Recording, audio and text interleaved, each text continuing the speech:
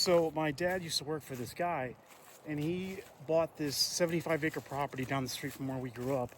The house is just half mile up the road, and it was the site of an old day camp in, I think, the 1970s or 80s, Camp Adelphi, out here in Janesville, New York. And there was all sorts of, you can kind of see the barn back up there. They used to store a bunch of stuff back up in there. It was really kind of creepy even at that, very Camp Crystal Lake sort of vibe, right? And on this property there was a lake, well, it's a pond really. And it was still set up from the day camp, right? So it had floating docks, standard docks. There was a shallow one with beach, stones for like the shallow end. There was even like boogie boards and stuff that had been here, for, because we were using it in the mid 90s or so until the early 2000s, and all that stuff had been there for 15 years or whatever at that point. So it was already really kind of worn out. But I actually learned how to swim on this pond back in the late 90s or so. We used to fish here and everything too. So really kind of a spooky vibe 25 years ago, but I haven't been back to it because it's a private property. My dad's friend owns it, but it's, people get the locals get kind of like, the people that live like right next to it get kind of iffy when people come out here, because who knows what people are going to do here. So there's signs posted up or whatever, but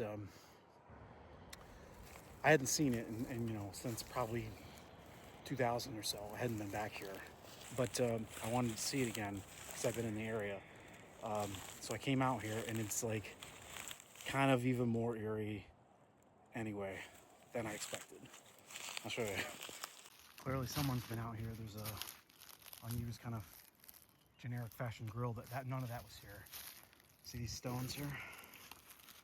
This is where the shallow end beach was back in the day. And so that's where it led in. So here's the pond, right? You can see one of the, look at this boogie board shoved up here. This was one of the floating docks. This was out there, right in the middle.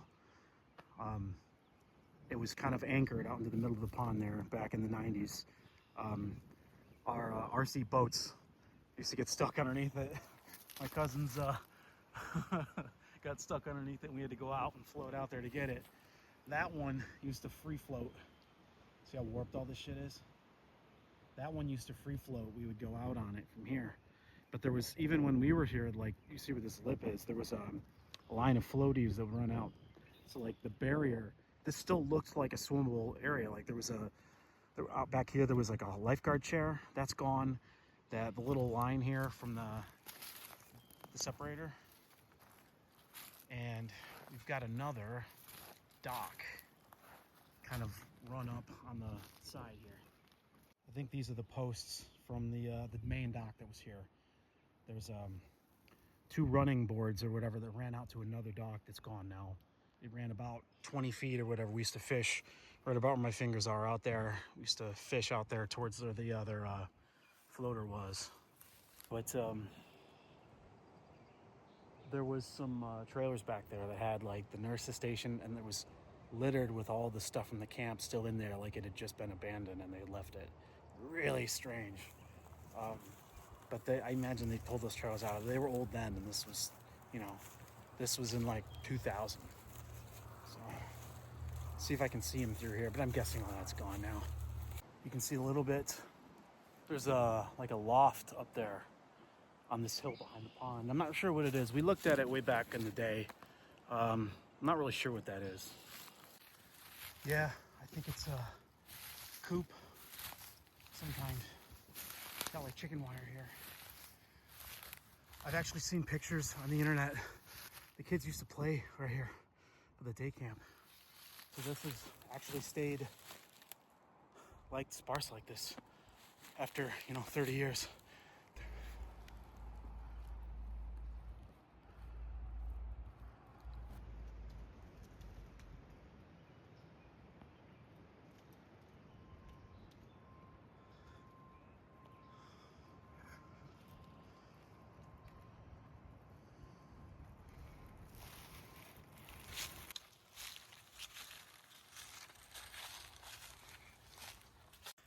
Oh man, I remember this This was the showers. See, this is where you'd hang your towel and stuff. Look at that. Totally overgrown. Yeah, this was all still together last time I was here. You can see the girl sign there. Look at that. Huh. Kind of seeing there a little bit. Wow. The boys' side doesn't look any better off.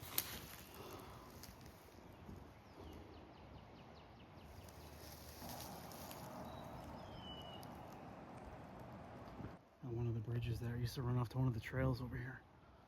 It's gone. Someone's definitely been out here. I'm not sure what the hell the deal with all this junk is. Like a big enamelware pot there. These cans look like they've been here for a long time. Outhouse, I don't know what the seat there. Probably collapsed outhouse. Oh, no way, get a load of this.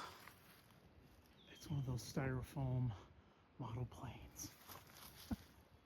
I definitely had those as like a gift at my birthday party when I was like 9 or 10 when I first moved here. It's looking pretty unwalkable now. Just to see the showers behind me, but right in front of me here I'm about to show you is where the kind of parking and entryway where the buses would come in, and that's where all like the pavilion where they would eat and where the nurse's station, all that stuff was. Right there is the pavilion. This was all still standing last time I was here. And just beyond that is where the trailers are. I don't know if those are there.